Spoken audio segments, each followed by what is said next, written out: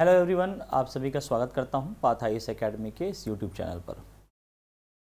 Mains 2023 का जो exam है अब होने वाला है और जितने भी प्रतियोगी विद्यार्थी जिन्होंने भी पीएससी प्रीलिम्स में बहुत अच्छा परफॉर्म किया है और बिल्कुल विश्वास है कि वो अब मेंस की परीक्षा में भी जो है अच्छा करना चाहते हैं, तो उसके पहले ज़रूरी है कि आप ये करें कि जो प्रीवियस ईयर क्वेश्चंस हैं यानी कि पूर्व वर्षों में आए हुए जो प्रश्न हैं उसकी एनालिसिस करें और उसके हिसाब से आप ये समझ सकें कि कौन से टॉपिक्स हैं जहां से ज़्यादा प्रश्न पूछे गए हैं, क्योंकि मेंस की परीक्षा जो होती है उसमें कुछ प्रश्न ऐसे होते हैं, कुछ टॉपिक ऐसे होते हैं जो कि रिपीट भी होते हैं, है ना। तो उसको ध्यान में रखते हुए आज का ये जो सेशन है आप सभी के लिए हमने तैयार किया है और आज के सेशन में हम क्या बात करने वाले हैं वो मैं सबसे पहले आपको बहुत जल्द से बता देता हूं। देखिए, आज हम एनालिसिस करेंगे पूर्व वर्षों में पूछे गए प्रश्नों का और उसके आधार पर ये देखेंगे कि सीजीपीएससी मेंस 2023 के लिए सबसे इम्पॉर्टेंट टॉपिक्स क्या क्या होंगे जो कि जो है आने की संभावना है और उससे संबंधित प्रश्न आपको बिल्कुल ही तैयार कर लेने चाहिए। कितने अंकों के प्रश्न, कितने शब्द सीमा के प्रश्न हमें तैयार करने चाहिए, ये भी हम उस पीवाईक्यू के आधार पर बात करने वाले हैं। तो हमारा जो पीवाईक्यू है वो वर्ष 2018 जब हमारा नया एग्ज़ाम पैटर्न आया सीजीपीएससी मेंस के हिसाब से, तो वो 2018 से लेकर के 2022 के बीच के सारे प्रश्न पत्र हम यहाँ पर देखेंगे और पेपर वाइज बात करेंगे कि जो छत्तीसगढ़ है, छत्तीसगढ़ का सामान्य अध्ययन और साथ ही साथ भारत का भूगोल, ये दो विषय आज के इस सेशन में हम देखने वाले हैं, जिससे संबंधित हम आज जो है पीवाईक्यू बेस्ड एक एनालिसिस करेंगे और इम्पॉर्टेंट टॉपिक्स क्या हो सकते हैं, कहाँ से प्रश्न आ सकते हैं, इसके बारे में चर्चा करेंगे। ठीक है, चलिए तो आगे बढ़ने से पहले जब हम पीवाईक्यू की बात करेंगे तो उससे पहले हम बात कर लेते हैं थोड़ा सा कि कौन कौन सा पेपर है जो कि आपका छत्तीसगढ़ सब्जेक्ट से रिलेट है और आपका जो इंडियन ज्योग्राफी यानी कि भारत का भूगोल है उससे संबंधित है। तो इसमें देखिएगा कि अगर आप छत्तीसगढ़ जीएस पढ़ रहे हैं तो सीजीपीएससी मेंस के सिलेबस के आधार पर आपको पेपर 3 पढ़ना होगा। पेपर 3 का जो पार्ट 3 है वो आपका छत्तीसगढ़ का इतिहास है और उसके अलावा फिर पेपर 5 के पार्ट 1 के भाग 2 में आपको छत्तीसगढ़ की अर्थव्यवस्था आपको नजर आएगी। ठीक, वहीं पेपर 5 में पार्ट 3 में यानी कि भाग 3 में छत्तीसगढ़ का भूगोल है और पेपर 6 के भाग 3 में आपका छत्तीसगढ़ का सामाजिक परिदृश्य ये आपको देखने को मिलेगा। पेपर 7 की बात करें तो उसमें आपका जो पार्ट 1 है जिसमें भारत और छत्तीसगढ़ राज्य से संबंधित जो अधिनियम है वो आते हैं, तो यहाँ पर छत्तीसगढ़ विषय से संबंधित जो अधिनियम है वो आपके इस पार्ट 1 के सेक्शन 2 में यानी कि भाग 2 में आपको मिलेगा। साथ ही छत्तीसगढ़ में आपकी जितनी भी कल्याणकारी योजनाएं हैं वह भी इसी पार्ट में आपको मिल जाती हैं। ठीक, अगर बात करें कि कितने अंकों के प्रश्न आएंगे तो आप जानते ही हैं कि भाग 3 है तो वहां से आपका 75 नंबर का जो है प्रश्न उस विषय से आता है, यानी कि छत्तीसगढ़ का इतिहास का जो वेटेज है वो 75 नंबरों का है। वहीं छत्तीसगढ़ की अर्थव्यवस्था की बात करें तो चूंकि इसमें भारत और छत्तीसगढ़ की दोनों की अर्थव्यवस्था इसमें शामिल होती है तो यहाँ पर आपका जो मार्क्स है वो आपका मान के चलिए कि 75 का आधा यानी कि लगभग जो है आपका 35-36 नंबर के क्वेश्चन जो है यहाँ पर आएंगे। ठीक है, तो उसको आप याद रखिएगा। उसके अलावा फिर पेपर 5 पार्ट 3 में अगर आप आ जाते हैं तो यहाँ पर आपका जो है 75 नंबर का हो जाएगा छत्तीसगढ़ का भूगोल। फिर आपका छत्तीसगढ़ का सामाजिक परिदृश्य जिसमें जनजाति, संस्कृति, कल्चर ये सब इसमें आता है, ये आपका 75 नंबरों का होगा। और फिर एक बार फिर आपका जो पार्ट 1 सेक्शन 2 पेपर 7 का सीजी एक्ट और कल्याणकारी योजनाएं ये आपकी 75/2 मार्क्स की आपकी आएंगी। ठीक है, मतलब वही आपका 36-37 जो मार्क्स हैं उसमें आती हैं। फिर अगर हम लोग इंडियन ज्योग्राफी सब्जेक्ट की बात करें, भारत के भूगोल की, तो भारत का भूगोल हमारा जो है पेपर 5 के पार्ट 2 में आता है। ठीक है, और यहाँ पर आपका ज्योग्राफी ऑफ इंडिया जो है ये 50 नंबरों का आता है, क्योंकि ये हम जानते ही हैं कि मेंस में हर एक पेपर में 3 पार्ट होते हैं और पहला और तीसरा जो पार्ट होता है 75 नंबरों का होता है और जो सेकंड जो पार्ट होता है वो कितने नंबर का होता है, 50 नंबर का होता है। तो भारत के भूगोल से हमें 50 मार्क्स के आधार पर तैयार करने हैं, है ना। चलिए आगे बढ़ते हैं और सबसे पहले हम लोग बात कर लेते हैं इसके सिलेबस के बारे में, है ना। तो कौन कौन से पेपर के कौन कौन से भाग में या सेक्शन में छत्तीसगढ़ से संबंधित विषय हैं और उसके कौन कौन से टॉपिक्स हैं जो हमको मेंस के सिलेबस में दिए गए हैं। तो उसमें अगर छत्तीसगढ़ के इतिहास की बात करूं, देखिए इस सिलेबस है आपके पास होगा ही, जाहिर सी बात है, फिर भी एक बार मैं जल्दी से इसको रीड कर दे रहा हूं। हम सीधे फिर पीवाईक्यू में चलेंगे और वहां पर चर्चा करेंगे क्योंकि वही हमारा आज का जो है मेन टॉपिक है मान लीजिए। चलिए, प्रागैतिहासिक काल, फिर छत्तीसगढ़ का इतिहास जिसमें आपका वैदिक युग से लेकर के गुप्त काल तक के प्रमुख राजवंश के बारे में यहाँ पर हमको देखने को मिलता है।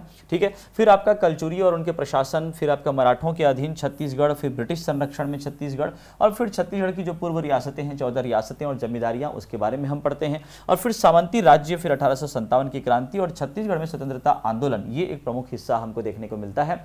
फिर उसके बाद श्रमिक, कृषक और जनजातीय आंदोलन और छत्तीसगढ़ राज्य का निर्माण, ये प्रमुख रूप से सिलेबस में आपका शामिल किया गया है।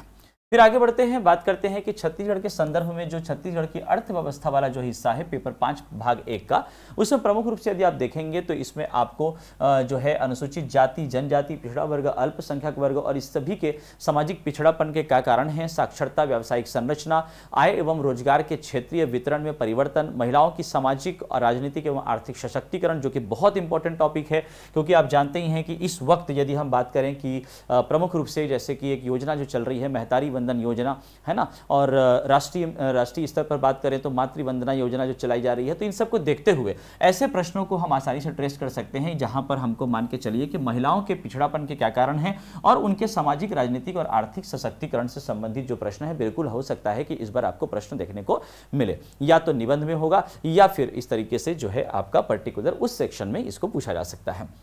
इसके अलावा ग्रामीण विकास, राज्य की वित्त एवं बजटीय नीति, कर संरचना, केंद्रीय कर में हिस्सेदारी, राजस्व एवं पूंजी खाता, ये सब जो है पूरा आपका बजट जो है उसको लेकर के छत्तीसगढ़ के इस पार्ट में ये बिल्कुल पूछा ही जाएगा। और मैं आपको बता दूं कि अलग से हमारे इस पाथ IAS के एकेडमी के इस यूट्यूब चैनल पर आपको CG बजट भी बहुत जल्द मिलने वाला है। ठीक है, तो बिल्कुल हमारे इस चैनल के साथ बने रहिएगा और सब्सक्राइब जरूर कर लीजिएगा। ओके, छत्तीसगढ़ में ग्रामीण साख के संस्थागत एवं गैर संस्थागत स्रोत यानी कि क्रेडिट सिस्टम के बारे में हम बात करने वाले हैं, और सहकारिता की संरचना एवं वृद्धि तथा कुल साख में उनके हिस्से और पर्याप्तता एवं समस्याएं, ये प्रमुख रूप से आपका शामिल है किसमें, जो है अर्थव्यवस्था छत्तीसगढ़ में। ठीक है, चलिए फिर अगला जो पेपर आता है वो आता है क्या, छत्तीसगढ़ का भूगोल, जो कि पेपर 5 के पार्ट 3 में है। ठीक है, तो भाग 3 छत्तीसगढ़ का भूगोल।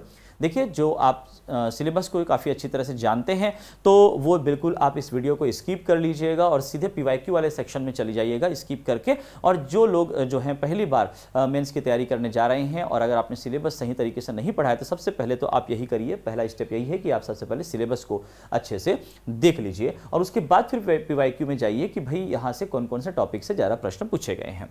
छत्तीसगढ़ की भौतिक विशेषताएं यानी कि फिजिकल डिवीजन से फिजियोग्राफिक कैरेक्टरिस्टिक्स ऑफ छत्तीसगढ़, वहां से क्वेश्चंस यहां से बनते हैं। बहुत इंपॉर्टेंट टॉपिक है ये मेंस के पॉइंट ऑफ व्यू से, क्योंकि हर साल यहां से बिल्कुल प्रश्न एक आता ही है। ठीक है, कितने नंबरों के प्रश्न आते हैं वो सब हम लोग PYQ के हिसाब से डिस्कस करेंगे।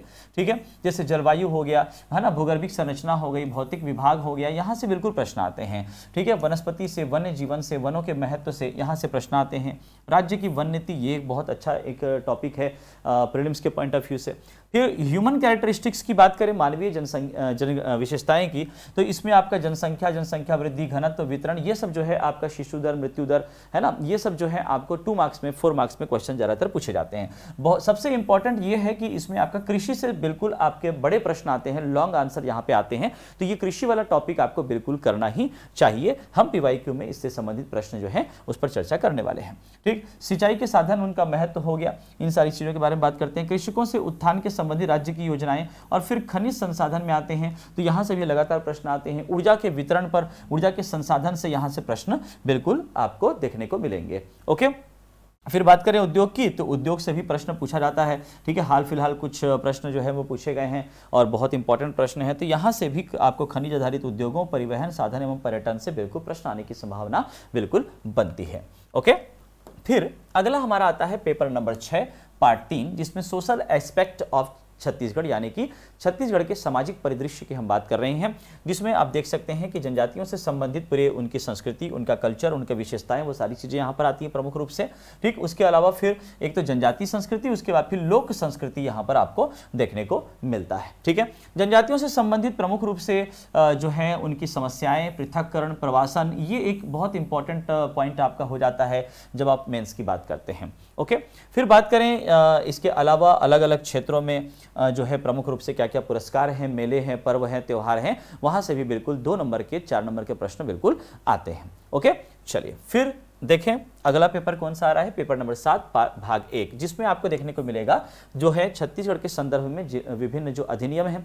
इसमें दरअसल यदि हम लोग देखें तो ये ऐसे अधिनियम होते हैं जो बिल्कुल पीवाईक्यू के आधार पर ही बेस्ड होते हैं। आप पेपर पीवाईक्यू पढ़ लीजिए, उस पीवाईक्यू में जितने भी अधिनियम आए हुए हैं अब तक, है ना, उन्हीं अधिनियमों को ही पढ़ लीजिए और फिर उसके अलावा हाल फिलहाल में जो भी करंट इश्यूज रहे हों, कुछ नया संशोधन हुआ हो, अमेंडमेंट हुआ हो, ऐसे अधिनियम वहां से जरूर आते हैं। ओके, उसके अलावा फिर कल्याणकारी और विकासात्मक प्रभाव के बारे में पूछता है।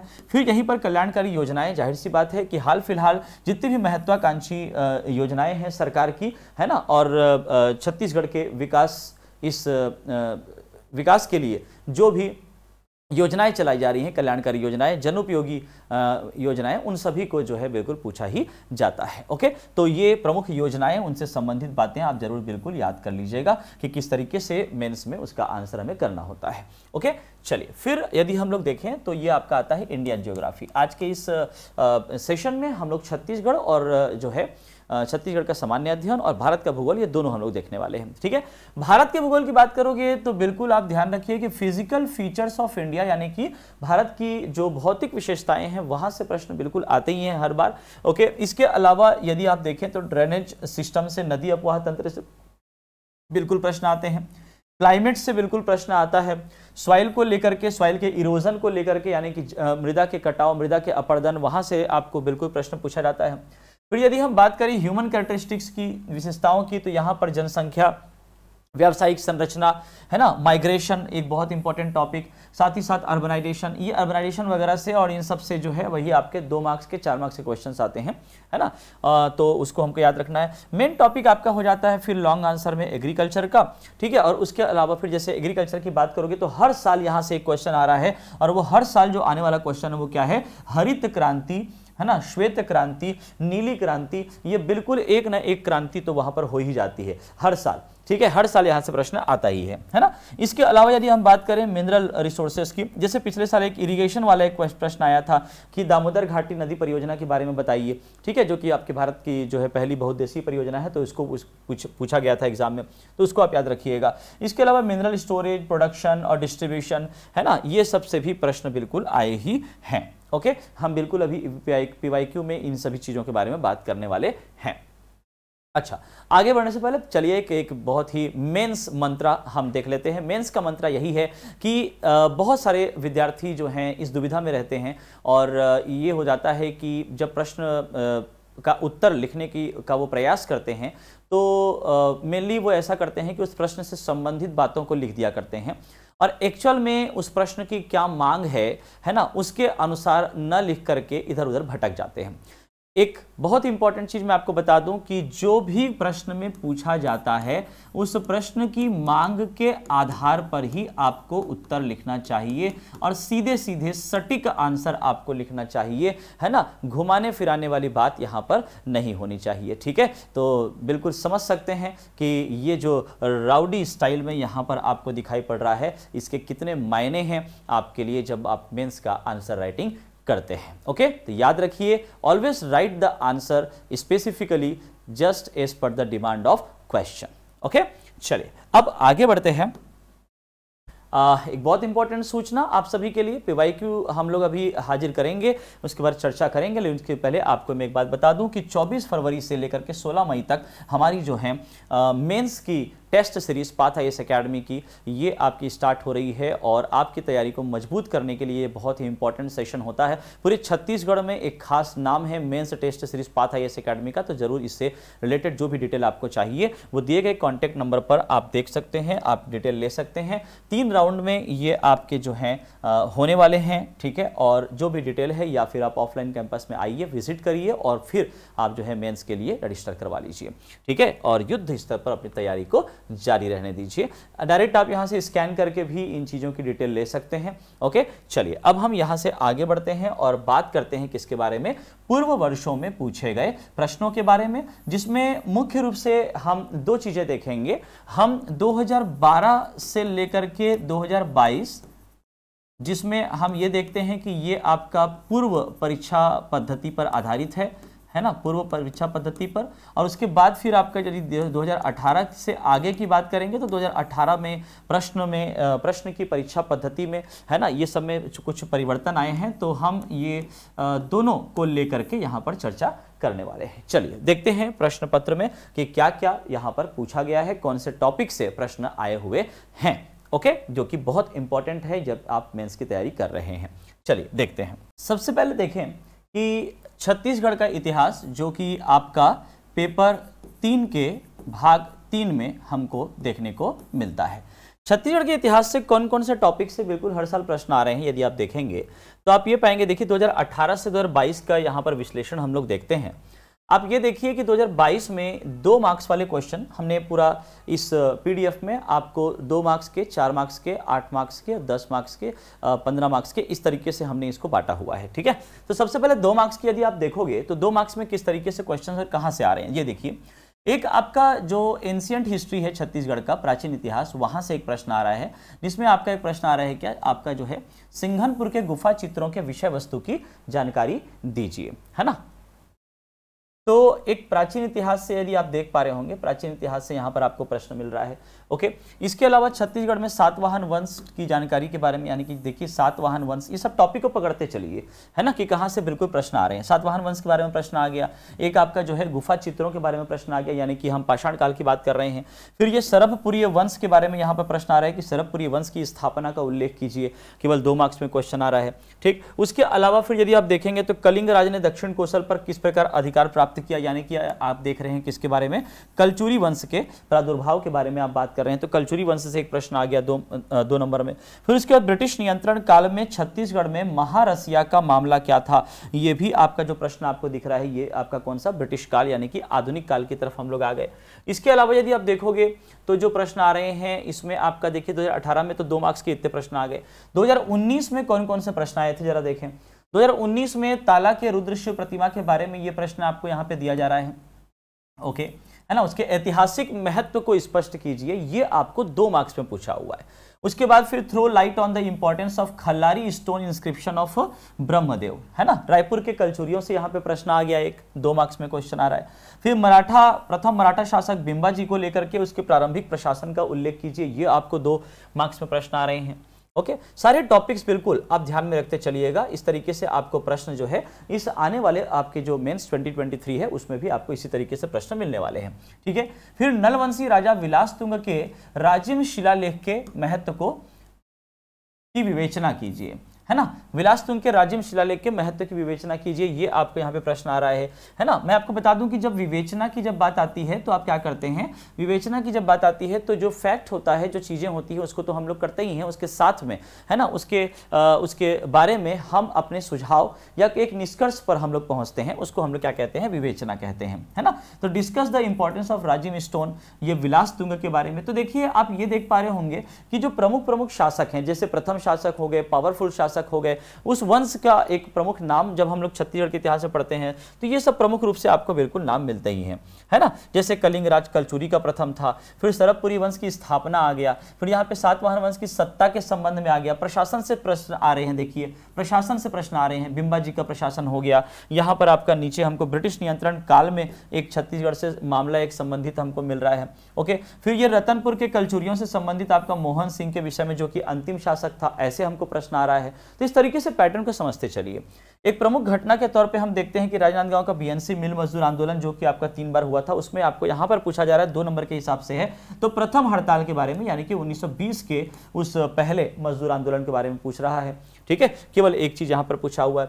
इसी चीज को देखिएगा आप आगे चल के हम लोग बात करेंगे। 15 नंबर में भी ये बीएनसी मिल मजदूर आंदोलन पूछा हुआ है, और 15 नंबर में पूछा है तो उसमें आपको तीनों पूछा जाएगा, यानी कि पहला, दूसरा और तीसरा, ये तीनों जो बीएनसी मिल मजदूर आंदोलन है, यहां से बिल्कुल प्रश्न आते हैं। तो भाई ऐसे प्रश्नों को बिल्कुल लिख लीजिए। मतलब आप मान के चलिए कि छत्तीसगढ़ के इतिहास से यदि आप पीवाईक्यू ही करके जाते हैं तो आप जो है पूरी तरह से विश्वास के साथ मेंस 2023 में अपीयर हो सकते हैं। ठीक है ना, और सभी प्रश्नों के जवाब आप उस तरीके से दे पाएंगे। ओके, फिर देखें अगले प्रश्न पर चलते हैं। तो 2 मार्क्स वाले में 1992 में आयोजित रायपुर जिला राजनीतिक परिषद की अधिवेशन के बारे में यहाँ पे प्रश्न आ रहा है। ठीक है, ये बिल्कुल जिला और प्रांतीय जितने भी राजनीतिक सम्मेलन हुए हैं वहां से आपको प्रश्न पूछे जाते हैं, तो उनको आपको याद रखना है ना। अच्छा, ये 1992 नहीं है, ये 1922 है ना। ठीक, ये 1922 है। चलिए, फिर 1825 के परलकोट विद्रोह। चलिए भाई, एक हमारा टॉपिक ये मिल गया कि आपको विद्रोह बिल्कुल पढ़ना है ना। बिल्कुल एक हर साल जो है एक न एक विद्रोह से बिल्कुल प्रश्न आते हैं, तो इन बातों को भी आप ध्यान में रखिएगा। ओके, चलिए 2 मार्क्स के यहाँ पर 2019 का हमने एनालिसिस कर लिया है। 2020 में हम लोग चलते हैं, तो हम लोग ये देख रहे हैं कि राजर्षि तुल्यकुल वंश जो कि छत्तीसगढ़ का पहला क्षेत्रीय राजवंश है, उसके बारे में प्रश्न आ गया। बस्तर की रानी सुवर्ण कुमारी की क्रांतिकारी गतिविधियों का उल्लेख कीजिए, ये आपको आ रहा है सुवर्ण कुमारी के बारे में। फिर 1905 के बाद छत्तीसगढ़ की रियासतों के नाम का उल्लेख कीजिए। मराठा आक्रमण के समय कलचुरियों की स्थिति का उल्लेख कीजिए। जी हाँ, जब मराठों का आक्रमण हुआ तो कलचुरियों में किस प्रकार की अस्थिरता चल रही थी, जिसका फायदा मराठा को हुआ और इस वजह से वो उन्होंने यहाँ पे आक्रमण किया और अधिकार किया, है ना। ये बातें आपको यहाँ पे 2 मार्क्स में पूछी जा रही हैं। ब्रिटिश नियंत्रण काल में छत्तीसगढ़ में हुए सावंत भारती का मामला। परलकोट के जमींदार ज्ञान सिंह, ये लीजिए परलकोट फिर से, मतलब अभी जस्ट पिछले साल ही ये 2019 में आया था और फिर से 1825 का परलकोट आपको देखिए 2020 में भी आपको पूछ दिया गया है ना। तो इस प्रकार से आप देख पा रहे होंगे कि किस तरीके से ये आपका थोड़ा सा रिपीट भी होता है ना। कलचुरी शासक रत्नदेव तृतीय के बारे में आपका आ गया कि मंदिरों का उल्लेख कीजिए। ओके, तो इस प्रकार से बिल्कुल आप मान के चलें कि मेंस लिखना बहुत आसान हो जाता है यदि आप एक बार पीवाईक्यू की एनालिसिस बहुत अच्छे तरीके से कर लेते हैं कि कहां से कैसे प्रश्न आ रहे हैं। ओके, आधुनिक इतिहास में आ जाइए। वामन राव बलीराम लाखे के बारे में यहां पर प्रश्न आ रहा है ना। उनके योगदान का वर्णन कीजिए। ठीक, जो कि आपके जानते ही हैं बालक बलीराम आजाद, जो कि आपका किस में आता है ना। अच्छा सॉरी, वामन राव लाखे जी के बारे में प्रश्न आया है यहाँ पे, तो इनका योगदान, तो एक मान के चलिएगा एक क्वेश्चन आपको बिल्कुल मिलेगा जिसमें लाइक पंडित सुंदरलाल शर्मा जी का योगदान बताइए, है ना, खूबचंद बघेल जी का योगदान बताइए, पंडित रविशंकर शुक्ल जी का योगदान बताइए, वामन राव लाखे जी का योगदान बताइए। ये एक पैटर्न बिल्कुल दिमाग में रख लीजिए कि किसी आधुनिक जो हमारा काल रहा, छत्तीसगढ़ का स्वतंत्रता आंदोलन जो रहा, उस दौर में जो प्रमुख लोग यहाँ पर रहे, प्रमुख स्वतंत्रता आंदोलनकारी रहे, उनके बारे में बिल्कुल एक प्रश्न आता ही है। ओके, तो इस पैटर्न को भी आप ध्यान में रखेंगे। देन आपका छत्तीसगढ़ में पटेल के कार्यों का जो है उल्लेख कीजिए, ये एक प्रशासन से आ रहा है। आपको कलचुरी प्रशासन पढ़ना ही है, आपको मराठा प्रशासन पढ़ना ही है, आपको ब्रिटिश शासन पढ़ना ही है, यहां से बिल्कुल प्रश्न आएंगे, मतलब आएंगे। ठीक, छत्तीसगढ़ के इतिहास से। ओके, फिर कलचुरियों में आपके जो प्रमुख शासक हैं वहां से प्रश्न आते हैं। ये लीजिए सविनय अवज्ञा आंदोलन में 2 मार्क्स में पूछ दिया कि 5 पांडव कहते थे, किनको कहते थे, केवल नाम लिखना है आपको, है ना, 5 नाम, किसको क्या कहा जाता था वो आपको लिखना है। इस तरीके से हम बिल्कुल यहां पर ट्रेस कर सकते हैं कि कहां पर कौन से प्रश्न इसमें आते हैं। ओके, फिर आपका कलचुरी प्रशासन में गढ़ का क्या महत्व है। छत्तीसगढ़ में होम रूल आंदोलन के प्रभाव का वर्णन कीजिए। लीजिए भाई, यहां पर यह भी प्रश्न आ रहा है। असहयोग आंदोलन के प्रभाव का वर्णन कीजिए। बिल्कुल, आप असहयोग आंदोलन, सविनय अवज्ञा आंदोलन, होम रूल आंदोलन, ये प्रमुख जितने राष्ट्रीय स्तर की घटनाएं हैं जो आपकी छत्तीसगढ़ के इतिहास से संबंधित हैं, बिल्कुल आपको उसको पढ़ना है, यहां से प्रश्न आ रहे हैं। ओके, चलिए फिर 2021 में चलते हैं। तो 2021 में यदि आप आए तो देखिएगा कि 2 मार्क्स में आपको क्या क्या पूछ रहा है। वेन सांग की यात्रा विवरण आपको पूछ लिया गया है ना। फिर आपका ताम्रपत्र के आधार पर राजर्षि तुल्यकुल वंश के बारे में जानकारी दीजिए, ये प्रश्न यहां पर आ रहा है। रायगढ़ जिले से प्राप्त ये देखिए शैल चित्र, फिर से यहाँ पर ये आपका रिपीट हो रहा है। एक तो आपका सिंघनपुर पूछा ही हुआ था वर्ष 2018 में, और अब आपका जो है 2020 में फिर से 2021 में आपको ये फिर से पूछ लिया गया है। ओके, तो ये शैल चित्रों के बारे में एक बिल्कुल प्रश्न आना तय है। फिर नलवंशी राजा विलास तुंग, ये देखिए ये भी आपका रिपीट हो रहा है। इसके पहले भी आपका विलास तुंग के बारे में पूछा था, राजिम शिलालेख के बारे में पूछा था, है ना। तो ये बिल्कुल आप ट्रेस कर सकते हैं कि कहाँ से क्या प्रश्न आता है। ओके, चलिए उसके बाद फिर देखिए आपका केसरी बेड़ा, ताम्रपत्र अभिलेख, सितारे हिंद, मिस्टर कोलब्रुक की यात्रा विवरण। ओके, तो ये महारसिया का मामला, ये देखिए फिर से आपका ये आ रहा है ना। तो इस प्रकार से आप देख रहे होंगे कि ये कैसे चीजें जो है वो रिपीट भी हो रही हैं, तो आसानी से आप ट्रेस कर सकते हैं। तो बेहतर है कि प्रैक्टिस यदि आप करना चाहते हैं लिखने के लिए तो पीवाईक्यू उठाइए और उसी के आधार पर उसके लिखना चालू करिए। जितने नंबरों के आए हैं, है ना, जितने शब्द सीमा के अंतर्गत आए हैं उसके जरिए आप करते रहिए। चलिए 4 अंक की यदि हम लोग बात करते हैं तो 4 अंक में देखिए फिर से वो कलचुरी प्रशासन वाला प्रश्न आ गया। 12हों के बारे में बताइए, उसका परिचय दीजिए, है ना। फिर छत्तीसगढ़ के डोंडी लोहारा जमींदार में हुए किसान आंदोलन, जी हाँ, किसान आंदोलन पढ़ना है, मजदूर आंदोलन पढ़ना है और पढ़ना है जनजाति विद्रोह। यहां से बिल्कुल एक प्रश्न आना तय है। ओके। फिर आपका आता है भारत छोड़ो आंदोलन। भारत छोड़ो आंदोलन के दौरान दुर्ग में क्रांतिकारी घटनाएं, है ना, 4 मार्क्स का है। क्रांतिकारी घटनाओं की बात हो रही है, जिसमें आप मान के चलिए कि क्या लिखेंगे, आपके पास जवाब होना चाहिए भाई, आप लिखेंगे रायपुर षड्यंत्र के बारे में, परसराम सोनी और रायपुर डायनामाइट केस, यानी कि आपका क्या, बिलख नारायण अग्रवाल। ठीक है, ये सब प्रश्न जो है बिल्कुल आपके आ रहे हैं। 4 मार्क्स में यदि आप देखेंगे तो फिर से आप यदि आप देख पा रहे हैं मराठा शासन में कमाविनजार की भूमिका। जी हाँ, मराठा प्रशासन जब पढ़ेंगे तो उसमें जो अलग अलग पद होते हैं वहां से भी 2 मार्क्स में 4 मार्क्स में प्रश्न पूछता है। ठीक है ना, तो उसको ध्यान में रखते हुए आपको क्या करना है, इन सभी प्रश्नों के उत्तर आपको देने हैं। ओके, वेनसांग देखिए फिर से आ गया, रिपीट हो रहा है। ओके, कांकेर का सोमवंश के इतिहास पर प्रकाश डालिए, ये आपको एक थोड़ा सा नया क्वेश्चन अभी तक जो नहीं आया था वो आपको मिला है। छत्तीसगढ़ में स्वराज दल के प्रभाव की विवेचना कीजिए। संविधान निर्मात्री सभा में छत्तीसगढ़ के प्रतिनिधित्व पर एक टिप्पणी कीजिए। ये सब राष्ट्रीय स्तर की प्रमुख घटनाएं हैं जिसको जोड़ करके बिल्कुल प्रश्न पूछा जाता है। फिर मराठा कालीन सूबा व्यवस्था, मराठा काल में जितने भी आपकी व्यवस्थाएं रही है ना, सूबा शासन व्यवस्था हो, राजस्व व्यवस्था हो, सामाजिक उसका जीवन हो, राजनीतिक जीवन हो, ठीक है, ये सब कुछ आपको बिल्कुल पढ़ लेना चाहिए। ठीक है, फिर आपका आता है प्रयाग प्रशस्ति अभिलेख, ये देखिए फिर से ये रिपीट हो रहा है। ओके, छिंदक नागवंशी में एक पावरफुल राजा के बारे में पढ़ते हैं, सोमेश्वर देव प्रथम, तो ये पावरफुल राजा है, बिल्कुल इसके बारे में पूछा हुआ है, आसानी से ट्रेस कर सकते हो। ठीक है, तो इस प्रकार से इसको पढ़िए। तरफपुरी राजा प्रसन्न मात्र की उपलब्धियां, है ना, स्थापना के पूर्व छत्तीसगढ़ के कलचुरी शासकों का संक्षिप्त परिचय दीजिए। तो इस तरीके से आपको इंपॉर्टेंट टॉपिक्स जो हैं पढ़ने हैं।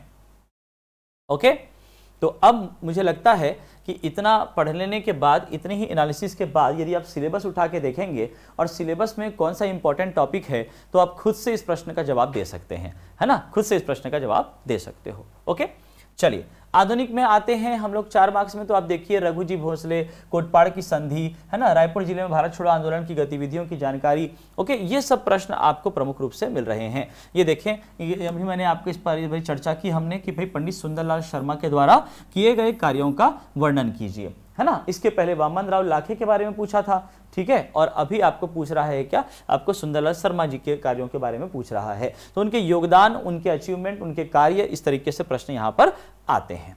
ओके, आई होप कि आपको इंपॉर्टेंट टॉपिक जो है खुद से निकालना बिल्कुल आ जाएगा, है ना। चलिए उसके बाद फिर आगे बढ़ते हैं। तो देखिए आपका ये देखिए फिर से रिपीट हो रहा है। 8 मार्क्स में अब देख लीजिए आप, 8 मार्क्स में क्या क्वेश्चन आ रहा है। 8 मार्क्स में छत्तीसगढ़ की राष्ट्रीय चेतना के विकास में पंडित सुंदरलाल शर्मा की भूमिका को रेखांकित कीजिए। 8 मार्क्स में ये क्वेश्चन आपको मिल रहा है ना। 1922 का ये देखिए आपका 2 मार्क्स में हमने ऊपर एक प्रश्न देखा था 2018 में सिहावा नगरी जंगल सत्याग्रह के बारे में। यहां पर ये पूरा स्वरूप की समीक्षा कीजिए आ रहा है 8 मार्क्स में। ओके, तो ये प्रमुख रूप से प्रश्न आपको यहां पर मिल रहे हैं। तो टॉपिक लगभग आप देखेंगे कि एक जैसा हमको मिल रहा है। ठाकुर प्यारेलाल सिंह की भूमिका को लिखिए, है ना। तो इस प्रश्न के पैटर्न को समझ जाइए आप। ओके, ठाकुर प्यारेलाल, खूबचंद बघेल, सुंदरलाल शर्मा, रविशंकर शुक्ल, वामन राव लाखे, ये सब प्रमुख जितने भी व्यक्तित्व हैं उनके कार्यों, उनके योगदान से संबंधित बिल्कुल उत्तर आप लिख करके रख लीजिए अपनी प्रैक्टिस नोटबुक में। ओके, देसी रियासतों के बारे में पूछ लिया जा रहा है, विलीनीकरण के बारे में, उनके रियासतों को किस प्रकार से मिलाया गया, है ना। तो ये सब 8 मार्क्स के क्वेश्चन आपको दिख रहे हैं, है ना। फिर देखिए रतनपुर में पावरफुल राजा कौन है, जाजलदेव प्रथम है, तो उसके बारे में पूछ लिया। ओके, तो देखिए एकदम हमको ना यहाँ वहाँ भागना नहीं है, बिल्कुल सटीक, बिल्कुल सीधे देखना है, सीधे चलना है, बिल्कुल घोड़े की तरह। आई बात समझ में, ठीक है ना। और इतना ही कर लीजिए, ये पर्याप्त है आपका। इस तरीके से छत्तीसगढ़ के इतिहास से संबंधित इंपॉर्टेंट टॉपिक आप समझ सकते हैं।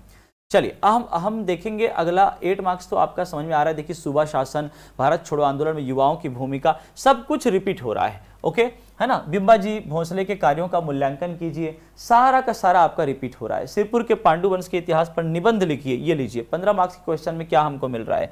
इसके पहले भी आपका जो है सिरपुर के पांडु वंश के बारे में प्रश्न आया था, वो आपका 4 मार्क्स में हमने देखा था, है ना। और यहाँ पर आप देख रहे होंगे कि सिरपुर के पांडु वंश के इतिहास के बारे में यहाँ पर आपको जो है क्या पूछ रहा है, निबंध लिखिए, ऐसा यहाँ पर बताया जा रहा है। क्योंकि आप जानते हैं भाई, आप ये जानते हैं क्या कि जो सिरपुर का पांडु वंश है उसका जो काल रहा है, खासतौर पे महाशिवगुप्त बालार्जुन का काल, वो स्वर्ण काल कहलाता है।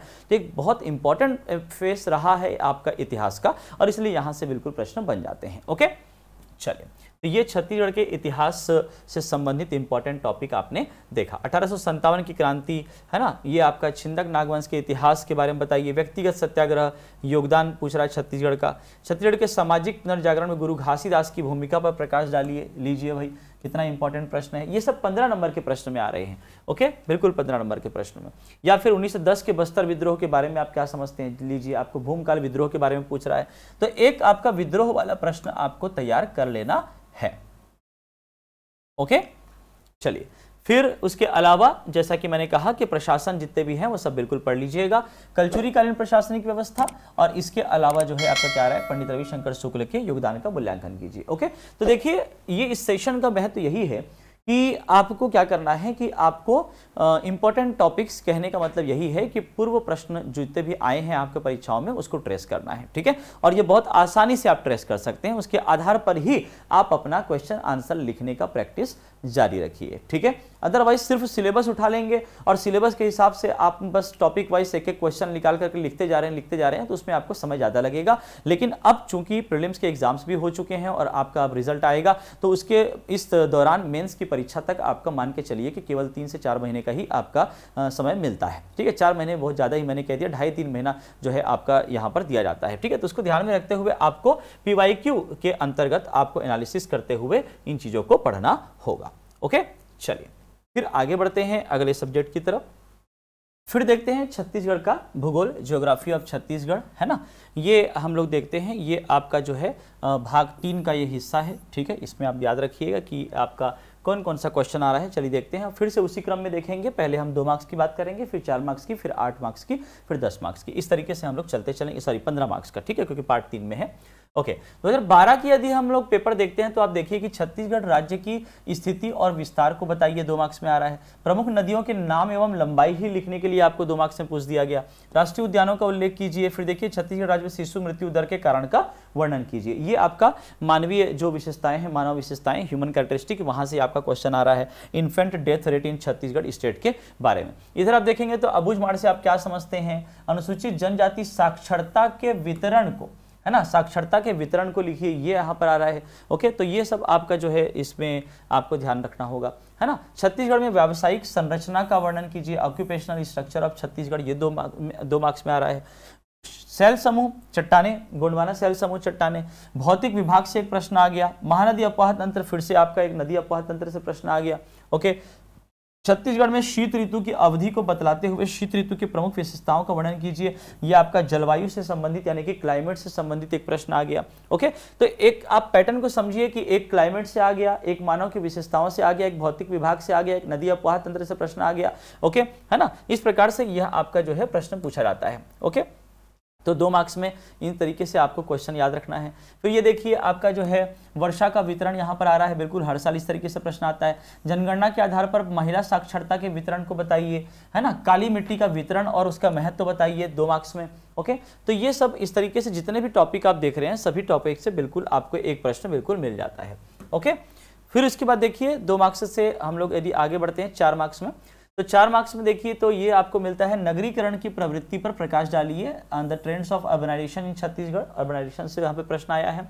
ओके, वन्य जीव संरक्षण नीति को बतलाइए, ये आपका 2013 में ये प्रश्न आपका आया था 4 नंबर का। ठीक है, दंडकारण्य पठार की स्थिति एवं भौतिक स्वरूप का वर्णन कीजिए। ओके, तो आप देख पा रहे हैं कि फॉरेस्ट पॉलिसी से, यहाँ पे फिजिकल डिवीजन से, है ना, इस तरीके से प्रश्न पूछे जाते रहे हैं 4 मार्क्स में। ठीक, फिर ये देखिए कि इंपॉर्टेंट पॉइंट एक आपका प्रश्न पूछा जा रहा है 2014 में। देखिए, छत्तीसगढ़ में बंगाल की खाड़ी वर्षा को किस प्रकार प्रभावित करती है ना, ये 4 मार्क्स में आया है। तो मातृ एवं शिशु मृत्यु दर फिर से 4 मार्क्स में आ गया। तो ह्यूमन कैरेक्टरिस्टिक्स वाले जितने भी होंगे ना, ये आपको मुख्य रूप से देखने को मिलेगा 2 और 4 नंबर वाले में। ओके, इस तरीके से तैयार करिए। सिंचाई परियोजना का एक आपका आ गया, वन संपदा का वर्णन कीजिए। ओके, ये सब आपके 4 मार्क्स में आ रहे हैं। फिर 2016 में चलते हैं तो आरक्षित और संरक्षित वन में अंतर यहाँ पर पूछ दिया गया है 4 मार्क्स में।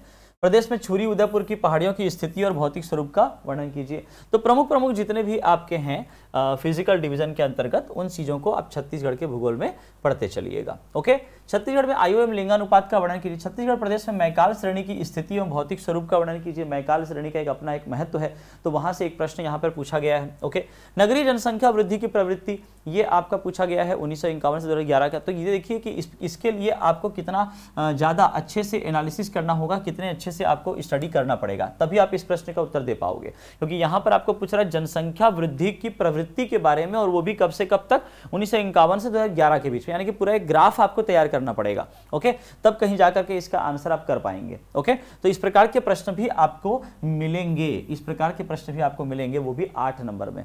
ओके, 8 नंबर में। हम दरअसल जनरली हम लोग क्या करते हैं कि हम लेटेस्ट वाला या उसके पूर्व वाला याद कर लेते हैं और उसके पीछे का हम लोग देखते नहीं है, तो वहां से भी आपको देखना पड़ेगा, है ना, कुछ इंपॉर्टेंट चीजें वहां पे रहती हैं। फिर छत्तीसगढ़ की जनसंख्या के व्यावसायिक संरचना, ये व्यावसायिक संरचना जो है ये आपका बार बार देखिए आपका रिपीट हो रहा है ना। ये प्रश्न जो है वो आपका 2 में भी आ रहा है, 4 में भी आ रहा है, 8 में भी आ रहा है। ओके, तो इस प्रकार से प्रश्नों को समझते चलिएगा। फिर पहले जो है 250 में अंक 20 नंबर का एक प्रश्न जो आता था, उसके आधार पर 13 में अगर हम लोग देखें, है ना, तो आपका जनसंख्या वृद्धि, घनत्व, साक्षरता, लिंगानुपात सबको एक साथ उसका वर्णन कीजिए, ऐसा एक प्रश्न आ गया है। ओके, स्थित बघेलखंड के पठार का वर्णन कीजिए। भूगर्भिक संरचना का संक्षिप्त में प्रकाश डालिए। ओके, एक जल संसाधन का एक प्रश्न आ गया। कृषि भूमि पर एक प्रश्न आ गया।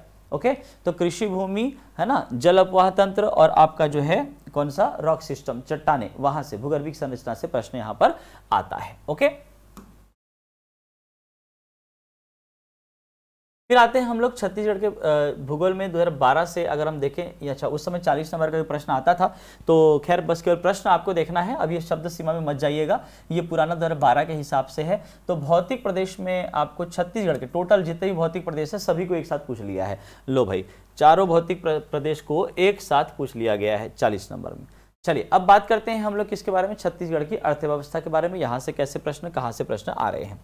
तो एक तो ये कि आपको समझना होगा कि छत्तीसगढ़ की अर्थव्यवस्था में एक आपका जो है ना योजनाओं से बिल्कुल आपका प्रश्न आता है। ओके, योजना से एक प्रश्न आएगा, मुख्यमंत्री ज्ञान प्रोत्साहन योजना। तो योजनाओं में आप ये देखिएगा कि हाल फिलहाल में कौन सा ज़्यादा जो है करंट इश्यूज में रहने वाला और ज़्यादा चर्चित योजना है या किसी सरकार की महत्वाकांक्षी योजना के अंतर्गत आता है, तो ऐसे प्रश्न बिल्कुल आते हैं, मतलब आते हैं। यदि आप मान के चलें, यदि आप मुझसे पूछें तो एक व्यक्तिगत रूप से मैं आपको यही कहूँगा कि जैसे मातृवंदन योजना है, महतारी वंदन योजना बिल्कुल पूछा ही जा सकता है। कृषि उन्नत योजना आपको पूछी जा सकती है, क्योंकि सबसे ज़्यादा इस बार के बजट में सबसे ज़्यादा जो बजट दिया गया है वो कृषि उन्नति योजना के तहत उस योजना में और उस डिपार्टमेंट में दिया गया है। ओके, है ना, तो इस तरीके से आप प्रश्न समझ सकते हैं। फिर जब आप अर्थव्यवस्था की बात कर रहे हैं तो जितने भी आपके पीबीटी ग्रुप हैं, विशेष पिछड़ी जनजाति, उनके अभिकरण का गठन, है ना, क्यों किया गया है, ये एक प्रश्न आपको यहाँ पर मिलता है। ओके, तो इन सब चीज़ों को ध्यान में रखते हुए इस प्रश्न का उत्तर हम लोग जो है तैयार कर लेंगे, है ना। तो अर्थव्यवस्था वाले में इस प्रकार से ये प्रश्न पूछे जाते हैं। कन्या साक्षरता प्रोत्साहन योजना, तो ये उस समय जब पूछा गया था, उस समय की जो प्रमुख योजनाएं थी वैसा ही प्रश्न पूछा हुआ है। तो जब आप इस विषय से संबंधित आप प्रश्न उत्तर तैयार करेंगे तो आप वर्तमान की जो योजनाएं हैं उसके आधार पर तैयार करिएगा, न कि इस पीवाईक्यू के बेस्ड पर। ओके, पीवाईक्यू के बेस पर नहीं, है ना। हाँ, ये जरूर हो सकता है कि जैसे कि अभी वर्तमान में भारतीय जनता पार्टी की सरकार यहाँ पर आई है, वर्तमान में जो आपकी 6वीं विधानसभा चल रही है ना, और इसके पूर्व में जब उनकी सरकार आई थी तो उस समय कौन सी योजनाएं थी जिसको फिर से यहाँ पर मान के चलिए पुनर्जीवित किया गया है, पुनः उसको जो है जारी किया गया है उन योजनाओं को। ठीक है, तो ऐसी योजनाओं को जो कि सरकार की महत्वाकांक्षी योजनाएं हैं, है ना, उन सभी को बिल्कुल उसको तैयार करिएगा। इसके अलावा देखिए आयु वर्ग की जनसंख्या में क्या परिवर्तन हुआ है, ये पूछा है आपको ग्रामीण क्षेत्रों में, है ना। तो ये आयु वर्ग से संबंधित यानी कि जनसंख्या से संबंधित वितरण को ध्यान में रखते हुए ग्रामीण क्षेत्र, शहरी क्षेत्र, वो हम लोग को तैयार करना होता है। फिर आपका कैपिटल अकाउंट पूछ रहा है, तो पूंजीगत खाता को परिभाषित कीजिए, बहुत इंपॉर्टेंट है पूंजीगत खाता, है ना, आर्थिक प्रगति के लिए। छत्तीसगढ़ में ग्रामीण शाखा के संस्थागत स्रोत, जी हाँ, संस्थागत स्रोत यानी कि जो बैंक वगैरह से जो लोन मिलता है उसके बारे में यहाँ पर पूछा जा रहा है, तो ये आपको बताना होगा, है ना। अच्छा, छत्तीसगढ़ की अर्थव्यवस्था से संबंधित जब ऐसे प्रश्न आते हैं ना, तो आपको क्या करना चाहिए, आपको ये करना चाहिए कि वर्तमान में क्या चीज़ें चल रही हैं, यानी कि लेटेस्ट अपडेट करके उसको आप जस्टिफाई करते हुए आंसर दीजिए, आंकड़ों के साथ आंसर दीजिए कि इस तरीके की योजना है और इससे इतने लोगों को लाभ मिलने वाला है या लाभ मिलेगा, ये इस वर्ग के लिए है, इस तरीके से। ओके, तो साक्षरता दर, है ना, जनसंख्या वृद्धि दर, पूंजीगत व्यय, इन सभी चीजों से यहाँ पर प्रश्न जो है वो आता है। ओके, तो ये इकोनॉमिक्स में इंपॉर्टेंट टॉपिक्स आप लोग समझ लीजिएगा। चलिए, उसके बाद फिर देखिए, ये देखिए, ये एक प्रश्न आपको जो दिख रहा है ना, इसके आने की संभावना इस बार बहुत ज्यादा है। महिलाओं के सशक्तिकरण के संदर्भ में सामाजिक, राजनीतिक एवं आर्थिक संकेतक कौन कौन हैं? ठीक है, ये इस प्रकार से बिल्कुल अभी महिला सशक्तिकरण पर विशेष कार्य, विशेष योजनाएं हम चला रहे हैं, सरकार के द्वारा चलाई जा रही हैं, तो इसको ध्यान में रखते हुए महिला से संबंधित जितने भी मुद्दे हैं बिल्कुल आप पढ़ लीजिए। ओके, चलिए, उसके बाद फिर मैं आपको सीधा लेकर के चलता हूँ जो है 2018 की तरफ चलते हैं। ठीक है, ये देखिए, छत्तीसगढ़ की अर्थव्यवस्था 20 नंबर में आपका राष्ट्रीय कृषि एवं ग्रामीण विकास बैंक नाबार्ड के बारे में पूछा गया है।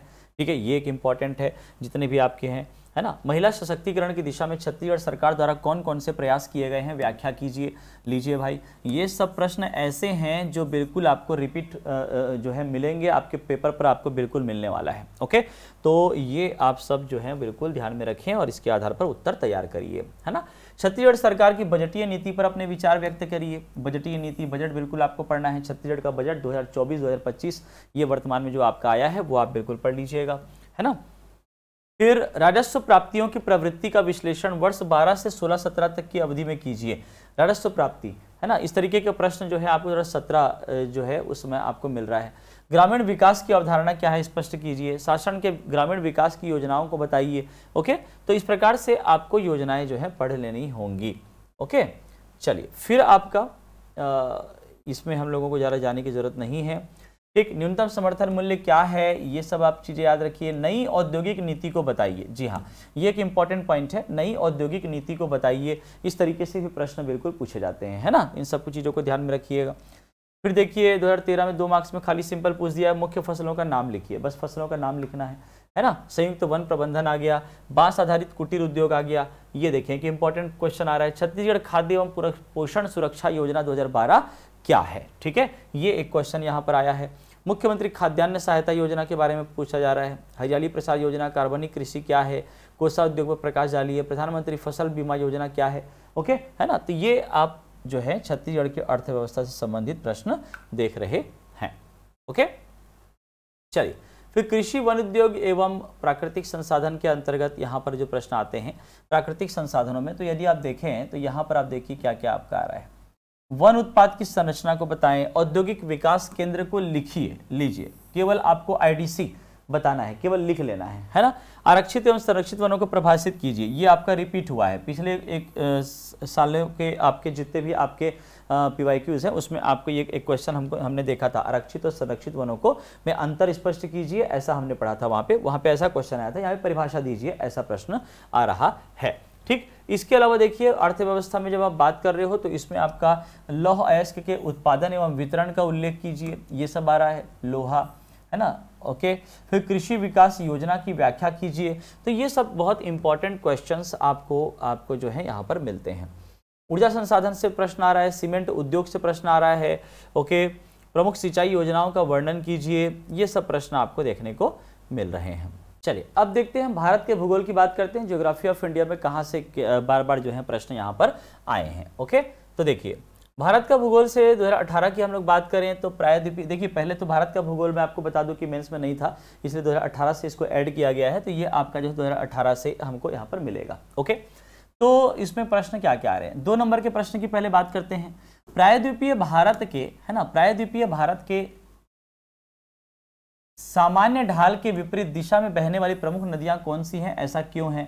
ओके, 2 मार्क्स में आपका नदी अपवाह तंत्र से एक प्रश्न आ गया।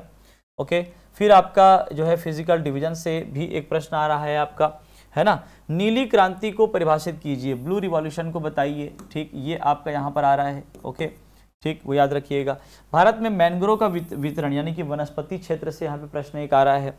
फिर आपका देखिए प्राकृतिक रबर उत्पादक क्षेत्र, यहाँ से एक प्रश्न आ रहा है। इस तरफ आएंगे तो ये देखिए हम लोगों ने जो है पहले डिस्कस किया था, उसके आधार पर आप देख पा रहे होंगे, है ना, क्या प्रश्न आ रहा है। ये देखिए, ग्रामीण जनसंख्या की वृद्धि के क्या कारण हैं। ये आपका मानव जो विशेषता है वहाँ से आ रहा है, ह्यूमन जियोग्राफी से, सेंसस से, जनगणना से प्रश्न आ रहा है। फिर कुटीर उद्योग की विशेषताएं लिखिए। दामोदर नदी घाटी योजना कब और क्यों बनी, ये आपको पूछा जा रहा है। लौह अयस्क के प्रकारों का उल्लेख कीजिए, ये आपको पूछा जा रहा है। ठीक, फिर आपका आता है क्या, अरावली पर्वत श्रेणी, है ना। अरावली पर्वत श्रेणी के भौगोलिक स्वरूप को बतलाइए। अरावली पर्वत श्रेणी के भौगोलिक स्वरूप को बताइए, मतलब कि एक फिजिकल डिवीजन से प्रश्न आ गया। ये भी फिजिकल डिवीजन वाला प्रश्न है। उत्तर भारत, ये कई बार आपका आएगा, उत्तर भारत के बारे में बताइए। नदर्न प्लेन ऑफ इंडिया के बारे में बताइए, ये बिल्कुल प्रश्न आता है। मंगलौर की तुलना में बंगलौर में वर्षा क्यों कम होती है, लीजिए भैया, एक क्वेश्चन ऐसा ही पूछ दिया गया है। फिर 2019 में आप चलते हैं तो देखिए 2019 में आपको क्या मिल रहा है, मैकाल पहाड़ी का विस्तार एवं विशेषताएं लिखिए। ये तो आपका छत्तीसगढ़ वाला हिस्सा हो गया, ठीक है, लेकिन ओवरऑल देखा जाए तो ये आपका भारत के भूगोल के अंतर्गत आता है, सतपुड़ा डिवीजन के अंतर्गत आता है ना। फिर आपका ब्रह्मपुत्र नदी अपवाह तंत्र को समझाइए। तो आपको नदी अपवाह तंत्र बिल्कुल पढ़ लेना है, भौतिक प्रदेश बिल्कुल पढ़ लेना है, सिलेबस का बिल्कुल पहला दूसरा लाइन है। ओके, यहाँ से प्रश्न आते हैं। फिर मिट्टी से प्रश्न आ रहा है, रेगुर मिट्टी, रेगुर मृदा की विशेषताएं बताइए, है ना, जिसको काली मिट्टी ही कहते हैं हम लोग। जैविक कृषि से क्या अभिप्राय है, इसका मूल तत्व, जी हाँ बिल्कुल, ऑर्गेनिक फार्मिंग से यहाँ पे प्रश्न आ रहा है और बिल्कुल आपको तैयार कर लेना चाहिए। और ऑर्गेनिक फार्मिंग क्या होता है, जीरो फार्मिंग क्या होता है, ठीक है, ये सब चीजें, है ना, ये बिल्कुल पढ़ लीजिए। एल्यूमिनियम किस अयस्क से बनता है, एल्यूमिनियम उत्पादन के प्रमुख यहाँ पर आपको बात कर रहे हैं। शिशु मृत्यु दर के क्षेत्र में कौन कौन सा है, वो पूछा जा रहा है। फिर अपतटीय पेट्रोलियम क्षेत्र यहाँ पर आ गया, ऊर्जा संसाधन वाले में, ठीक है, तो यहाँ से आपको प्रश्न पूछा जा रहा है। भारत के भूगोल में, है ना, प्रमुख इंपॉर्टेंट टॉपिक यही हो जाता है, फिजिकल डिवीजन, भारत का भौतिक प्रदेश, उसको आप याद रखिएगा। भारत की लाल मिट्टी के महत्वपूर्ण क्षेत्र, ये देखिए फिर से आपका मिट्टी जो है वो आपका आ गया।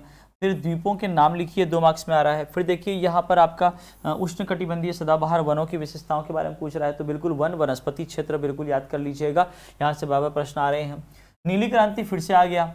गलवान घाटी की विशेषताएं लिखिए भैया, आपको पता है कि ये आपका हाल ही में काफी चर्चा में रहा, विवादास्पद एक जगह भारत और चीन के बीच में सीमा रेखा में, तो इसलिए वहां से एक प्रश्न आ गया। तो इस तरीके से एक प्रश्न जो है वो आपको करंट इश्यूज के आधार पर भी आपको मिलेंगे, उस प्रश्नों के लिए भी तैयार आपको रहना है ना। भारतीय कृषि स्वरूपों पर जलवायु के प्रभावों का वर्णन कीजिए, ये आपका 4 मार्क्स में आपको पूछा गया वर्ष 2020 में। फिर देखिए क्रांति में फिर से आपका क्रांति यहाँ पर आ गया, देखिए कृषि में श्वेत क्रांति के आयाम क्या है ना। फिर देखिए सिंचाई के साधनों के बारे में यहाँ पे 2021 में, यानी कि पिछले वर्ष आपका जो है प्रश्न पूछा गया था। डेयरी उद्योग के विकास का अमूल मॉडल, ये बिल्कुल मतलब दूध और दूध पदार्थों से संबंधित बिल्कुल यहाँ पे आपको प्रश्न मिलता ही है। ओके, हरित क्रांति फिर से रिपीट हो गया, तो भाई हरित क्रांति, सफेद क्रांति मतलब श्वेत क्रांति और नीली क्रांति, ये तीनों के प्रश्न के उत्तर तो बिल्कुल आप अभी के अभी तैयार कर लो, है ना। यहाँ से प्रश्न आना है, मतलब कि आना ही है। ये 4 मार्क्स में आपका आया हुआ है, तो उसके हिसाब से तैयार करिएगा।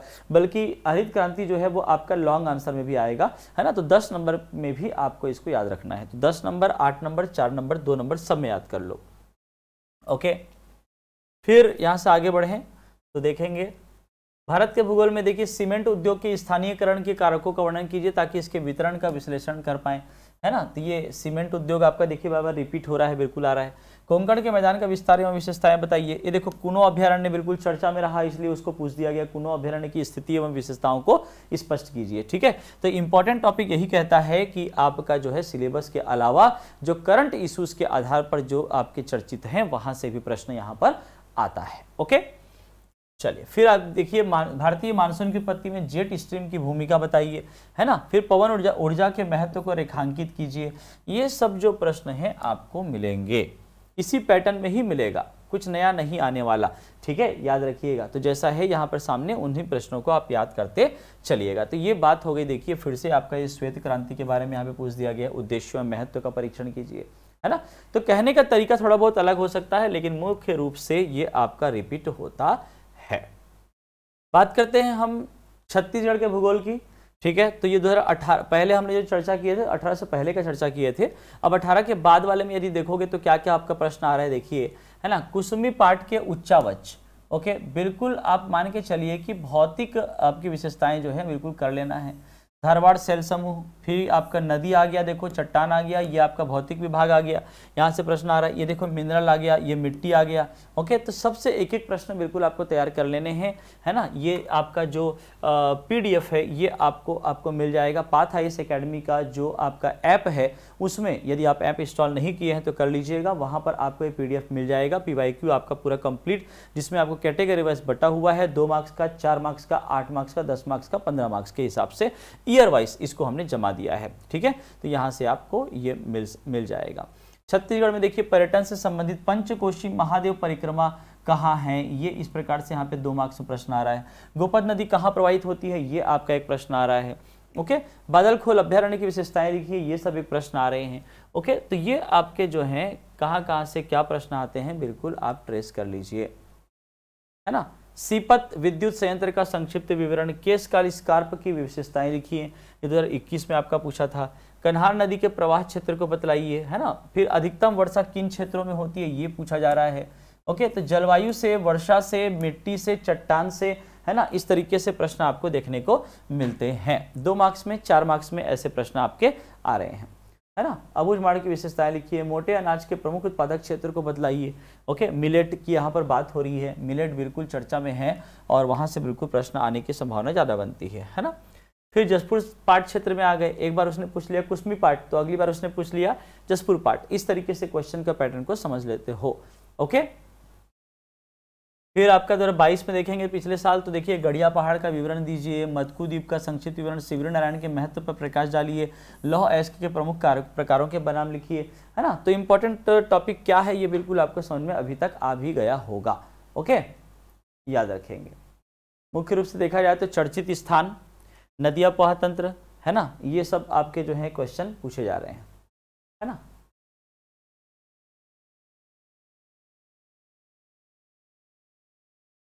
देखिए 15 मार्क्स में क्या प्रश्न आते हैं। छत्तीसगढ़ में जनसंख्या वृद्धि की प्रवृत्ति, उसके कारण एवं, है ना, उसके कारण एवं प्रतिफलों की विवेचना कीजिए, ये 15 मार्क्स में आ रहा है। ओके, छत्तीसगढ़ के विशेष संदर्भ में ऊर्जा के गैर परंपरागत स्रोतों की विवेचना कीजिए। चलिए भाई, अगर ये आपको नहीं बनता है तो एक ऐसा एक सामान्य सा एक उत्तर आपको यहाँ पे लिखने को एक अवसर मिल गया है ना। तो ये नहीं बना तो ये बना सकते हो आप। ओके, है ना, इस तरीके से यहाँ से प्रश्न आएंगे। अब बात करते हैं छत्तीसगढ़ के सामाजिक परिदृश्य के बारे में, यानी कि छत्तीसगढ़ की लोक कला संस्कृति से क्या प्रश्न कहाँ से आ रहे हैं, इंपॉर्टेंट टॉपिक क्या क्या है। देखें, जनजाति की परिभाषा दीजिए, 2 मार्क्स में आ गया, है ना, बिल्कुल याद रखिएगा। जनजाति की परिभाषा आपको पूछेगा ही पूछेगा। ओके, भाषाई समूह के बारे में पूछता है। ओके, फिर जनजातियों से संबंधित और हमारे संस्कृति से संबंधित जो प्रमुख प्रतीक हैं उनके बारे में पूछा जाता है। तो इसमें देखिए घोटुल आपका आ गया, जनजाति से रिलेटेड। ये आपका जैतखाम आ गया, है ना। किन्हीं 2 राष्ट्रीय उद्यान अभ्यारण्यों के नाम बताइए।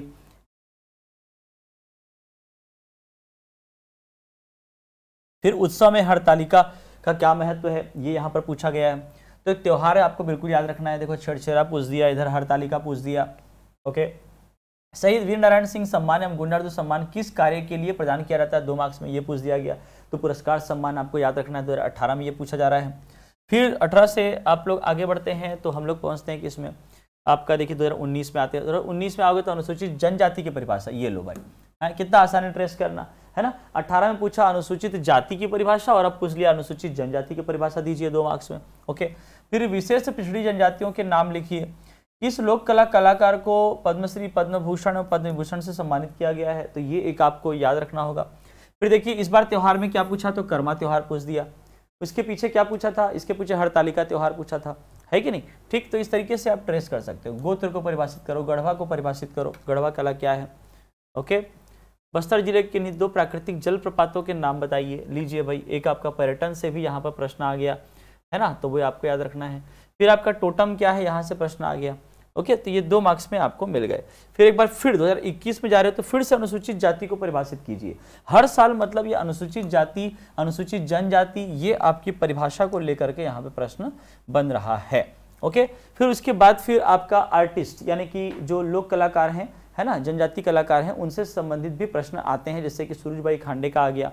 ओके, भोजली का महत्व क्या है, ये त्योहार का पूछ रहा है। सुरक्षा आपका सरगुजा अंचल की बोलियों के नाम लिखिए, ये आपको पूछा जा रहा है। सुवा नृत्य की विशेषता लिखिए, ये आपका आ रहा है यहाँ पर। ठीक है, तो इन चीजों को आपको ध्यान में रखना है। फिर राम राम के बेरा का क्या अर्थ है, शिविर नारायण का धार्मिक महत्व क्या है। ओके, तो देखिए इसके पहले आपका जो है एक और जगह पूछा था, अभी शिविर नारायण को पूछ दिया। तो धार्मिक जो स्थान है उसके बारे में यहाँ से प्रश्न आता है, त्योहार से प्रश्न आता है। ओके, कुछ इंपॉर्टेंट धार्मिक जो जो आपके स्थान है वहाँ से कोई प्रश्न आते, जैसे कुदुरगढ़ी माँ के महत्व की चर्चा कीजिए। इस बार भी आने की चांसेस बहुत ज़्यादा हमको लग रहे हैं कुदुरगढ़ी माता के बारे में या फिर अन्य, क्योंकि अभी जो हाल ही में जो बजट आया है उसके आधार पर 5 शक्तिपीठों की स्थापना शक्तिपीठ परियोजना के तहत की जा रही है, तो उसमें आपका एक नाम जो है कुदुरगढ़ी माता का भी नाम इसमें आता है ना। तो यहाँ से भी आपको प्रश्न बन सकता है, इस प्रकार से आप ट्रेस कर सकते हैं आसानी से, है ना। फिर देखिए वाद्य यंत्र से एक प्रश्न आ रहा है, सुशीर वाद्य यंत्र के बारे में यहाँ पर पूछा गया है। ओके, तो इस प्रकार से इसको ट्रेस करें और अपनी आंसर को तैयार करें। सामाजिक परिदृश्य यहाँ पर समाप्त। अनुसूचित जाति जनजाति में अंतर बताइए पूछ लिया, कुटुम्बसर गुफा पूछ लिया। ओके, फिर 2019 का पेपर आप देख सकते हैं, पंडित सुंदरलाल शर्मा पर एक संक्षिप्त टिप्पणी लिखिए। फिर से आ गया भाई, पीछा नहीं छोड़ेगा ऐसा प्रश्न। ओके, है ना, बिल्कुल प्रश्न आना है, मतलब आना है। फिर योजना एक पूछ लिया, समेकित बाल विकास, है ना, दुब्बर बर टू आषाढ़ को समझाइए। ठीक, तो ये आपका इस प्रकार से यहाँ पर आपको पूछा जाता है। फिर देखिए यहाँ पर आ गया छत्तीसगढ़ के पर्व गौरी गौरा का वर्णन कीजिए, तो गौरी गौरा पूछ लिया। उसके बाद फिर ये रहा, बस्तर के जनजातीय समाज में पाई जाने वाली कंघी कला का उल्लेख कीजिए। जनजाति से संबंधित जो भी कला है उससे भी प्रश्न बिल्कुल बनता है। ओके, फिर 2020 में देखेंगे तो देखिए, राजिम के ऐतिहासिक व धार्मिक महत्व का वर्णन कीजिए, छत्तीसगढ़ के लोक वाद्यों का वर्णन कीजिए, 4 वाद्य यंत्रों का उदाहरण सहित समझाइए। ओके, ये देखो यहाँ पर ये पूछा है, और इधर आपका जो है आपका क्या पूछा था, एक प्रश्न वाद्य यंत्र पर पूछा था वहाँ पर भी। ओके, तो वाद्य यंत्र से संबंधित फिर इससे संबंधित जो संस्था है ना, उन संस्थाओं से संबंधित प्रश्न यहाँ पर आते रहे हैं बीच बीच में। पंथी नृत्य का परिचय दीजिए, ये आपका आ गया 2021 में। ओके, है ना, तो इस तरीके से आपको याद रखना है। फिर छत्तीसगढ़ की कौन सी जनजाति टोकरी निर्माण के लिए प्रसिद्ध है, उनके परंपरागत कार्यों से संबंधित यहाँ पे प्रश्न आता है। ओके, तो ये सब इंपॉर्टेंट टॉपिक्स हैं, बिल्कुल आप इन चीज़ों को ध्यान में रखिएगा, है ना। ये पीडीएफ अगर आपको चाहिए तो इंस्टॉल कर लीजिएगा पाथ आईएएस अकेडमी का यूट्यूब चैनल, ठीक है, वहाँ से आपको सारी चीज़ें मिल जाएंगी। फिर जनजातियों में प्रचलित अधिमान्य विवाह, ठीक है, विवाहों का प्रकार, जनजाति विवाह एक प्रमुख हिस्सा होता है जनजाति विवाह, ठीक है, वहाँ से बिल्कुल प्रश्न आ रहा है। फिर चलाई जा रही आदिवासी कल्याण योजनाएं का विस्तार से वर्णन कीजिए, ठीक है, विस्तार से वर्णन करना है, यहाँ से प्रश्न आ रहे हैं। जनजातीय कलात्मक अभिव्यक्ति के विभिन्न माध्यमों के बारे में विस्तार से लिखिए। तो ये सब आप जो है आपको पीडीएफ प्रोवाइड कर दिया जाएगा, वहाँ से इन चीज़ों को आप पढ़ लेंगे, है ना। फिर देखिए पेपर 7 के पार्ट 1 की बात करें, जिसमें भारत और छत्तीसगढ़ से संबंधित अधिनियम है, कल्याणकारी योजनाएं, ये सारी चीज़ें इसमें आती हैं। अगर उसकी बात करें तो देखिए क्या क्या यहाँ पे प्रश्न आ रहा है। एक तो आपका जैसे कि छत्तीसगढ़ के हिसाब से वो देखूँ तो आपका विशेष रूप से कमजोर जनजाति विकास अभिकरण प्रकोष्ठ के नाम बताइए, है ना, ये एक आपका क्वेश्चन आ रहा है। छत्तीसगढ़ के आदिवासी उपयोजना क्षेत्र के नाम लिखिए। फिर टोनही से आप क्या समझते हैं, ये एक प्रश्न आ रहा है, ठीक है, तो यहाँ से आपका टोनही प्रताड़ना अधिनियम का ये प्रश्न आ रहा है, मतलब इस अधिनियम को आपको पढ़ लेना है। ओके, है ना। स्वर्ण जयंती ग्राम स्वरोजगार योजना, ये आपको पढ़ लेना चाहिए। मुख्यमंत्री मितान योजना, ये तो आप पौनी पसारी योजना, ये सब पहले की बात हो गई। ओके, है ना। फिर ये आपका देखो सिविल अधिकार संरक्षण अधिनियम 1955 आया है, या वस्तु अधिकार आवश्यक अधिनियम, है ना, जो होता है वो आपका आया हुआ है। क्लियर। और कौन कौन से अधिनियम आपको पढ़ने चाहिए, देखें जरा। उपभोक्ता संरक्षण अधिनियम, विशेष विवाह अधिनियम, ये भारत का हो गया। छत्तीसगढ़ सरकार ने क्या क्या पूछा, देखो, छत्तीसगढ़ सरकार द्वारा किसानों के लिए चलाई जा रही 4 प्रमुख योजनाएं, ये लीजिए, इस तरीके से यहाँ पे प्रश्न बनते हैं। क्लियर, ठीक, तो उसको याद रखिएगा। फिर मुख्यमंत्री चिराग योजना, उसको जाने दीजिए। सामाजिक सुरक्षा पेंशन योजना, ये सब भारत के हिसाब से है। ये देखिए छत्तीसगढ़ में राज्य स्वच्छ भारत मिशन, ठीक है, अभी चल रहा है क्या, नल घर योजना, ठीक है, हो सकता है कि वहां से वो प्रश्न आ जाए, नल घर योजना वाला। ओके, फिर आपका छत्तीसगढ़ के हिसाब से ही और भारत के हिसाब से दोनों से अनुसूचित जाति और अनुसूचित जनजाति अधिनियम 1989, ठीक, ये आपको पढ़ना चाहिए। महिला एवं बाल विकास से संबंधित योजना, मतलब डिपार्टमेंट वाइज इसमें योजना ही पूछ देता है। ओके, इस प्रकार से इसको याद रखना। फिर आपके लिए एक इंपॉर्टेंट है छत्तीसगढ़ भू राजस्व संहिता, यहाँ से बिल्कुल बार बार प्रश्न आए हैं, है ना, छत्तीसगढ़ भू राजस्व संहिता, यहाँ से बार बार प्रश्न आए हैं, याद रखिएगा। 1959 का जो भू राजस्व संहिता है, लैंड रिवेन्यू कोड, है ना, ये आपको बिल्कुल पढ़ लेना चाहिए, यहाँ से बिल्कुल प्रश्न आते ही हैं, लगातार आ रहे हैं। ओके, कृषक जीवन ज्योति योजना का लाभ प्राप्त करने हेतु कौन पात्र होगा। ये प्रश्नों के पैटर्न को समझिए कि क्या किस प्रकार से पूछा जा रहा है ना। इस प्रकार से आप जो है ट्रेस कर सकते हैं और अपना जो मेंस की तैयारी है उसको अच्छा बढ़िया बना सकते हैं, है ना। छत्तीसगढ़ दहेज प्रतिषेध अधिनियम 2004, ये आपको पढ़ना है, यहां से आपको प्रश्न आता है। ठीक, घरेलू हिंसा से महिलाओं का संरक्षण अधिनियम 2005, ये भी आपको पढ़ लेना चाहिए। ओके, ये सब अधिनियम हैं, ये आप पढ़ लीजिएगा। अनुसूचित क्षेत्र के उद्देश्य तथा लाभ क्या हैं। अनुसूचित क्षेत्र के इस तरीके से क्वेश्चन पूछता है। ये देखिए, छत्तीसगढ़ भू राजस्व संहिता 1959 की धारा 170 को समझाइए। अब ये जो आपका भू राजस्व संहिता है, इसमें बहुत सारी धाराएं मिलेंगी, तो आपको करना यह है कि पीवाईक्यू के आधार पर, मतलब जितना पिछले साल पूछा गया है ना, उसी के हिसाब से आप उतने ही धाराओं को कर लीजिएगा, ठीक है, क्योंकि वही जो धाराएं हैं वो प्रमुख रूप से पूछी गई हैं। ओके, बहुत सारी धाराएं हैं, उसको रटना नहीं है। छत्तीसगढ़ शासन के आदिम जाति अनुसूचित जाति विकास विभाग के दायित्व एवं कार्य पर प्रकाश डालिए। ठीक है, इस प्रकार से प्रश्न आता है ना। मेरे को फिर आ गया भू राजस्व संहिता 1959 की धारा 170 ख। ओके, तो ये सब जो है प्रश्न आपको तैयार करने चाहिए। ओके, चलिए, तो यहां पर हम लोगों ने देखा पीवाईक्यू के आधार पर जो है क्या क्या इंपॉर्टेंट टॉपिक्स हैं जहां से बिल्कुल हमारा जो है प्रश्न इसमें आता ही है। ओके, तो इन चीज़ों को याद रखिएगा, ठीक है, और ये बहुत इंपॉर्टेंट है आपके लिए। जितने भी इंपॉर्टेंट टॉपिक्स थे हमने पीवाईक्यू के आधार पर देखा है। इनको आप क्या करिए कि सिलेबस में इन टॉपिक्स को अलग से लिख लीजिए कि क्या इंपॉर्टेंट है, और उसके आधार पर उससे निकालिए प्रश्न और उसको तैयार कर लीजिए। ये भी ध्यान रखिएगा कि कौन सा 2 मार्क्स में आया है, कौन सा 4 मार्क्स में आया है, कौन सा 8 मार्क्स में आया है, या 10 या फिर 15 मार्क्स के प्रश्न यहाँ पर आए हैं। ठीक है, तो चलिए, थैंक यू सो मच। और भी ऐसे ही मेंस के लिए एक हम अलग से एक सीरीज हम लेकर के आ रहे हैं। पाथ आईएएस एकेडमी के इस यूट्यूब चैनल पर बने रहिएगा। मेंस से रिलेटेड बहुत सारे आपको सेशंस मिलने वाले हैं। ओके, अलग अलग विषयों से संबंधित और मेंस की आंसर राइटिंग का एक बहुत ही धमाकेदार एक महा एपिसोड है ना, महा एपिसोड, जो कि 17 तारीख के आपका एक वर्कशॉप हमारे यहाँ जो हुआ था, ठीक है, कैंपस में हुआ था, ये आपको यूट्यूब में अवेलेबल है। बिल्कुल 5-6 घंटों का वो आपका वर्कशॉप था, और वो लाइव जो है आप देख पा रहे थे। जिन्होंने लाइव नहीं देखा है तो ज़रूर आप इसमें आ जाइएगा, और इसमें जो रिकॉर्डिंग है अवेलेबल है यूट्यूब में, और वहाँ से भी आप उसको देख सकते हैं। मेंस में कैसे लिखा जाए, क्या क्या दिक्कतें आती हैं, प्रश्न कैसे होते हैं, प्रश्नों का पैटर्न कैसा होता है, उसका उत्तर हमें कैसा लिखना चाहिए, कौन से कलर के पेन से लिखना चाहिए, है ना, ये सारी चीज़ें एक एक पॉइंट पर बातचीत की गई है। बहुत ही शानदार सेशन रहा है, ठीक है, उस पर ध्यान दीजिएगा। और हाँ, एक बात और मैं आपको बता दूं कि मेंस का टेस्ट सीरीज जो है हमारा 24 फरवरी से स्टार्ट हो रहा है, तो बिल्कुल उसको जल्द से जल्द रजिस्टर कर लीजिएगा, ताकि एक भी पेपर आपका मिस ना हो और तैयारी भी आपकी मजबूती से आगे बढ़ती रहे। ठीक है, चलिए, थैंक यू सो मच। मुझे अलविदा कहिए। Thank you so much.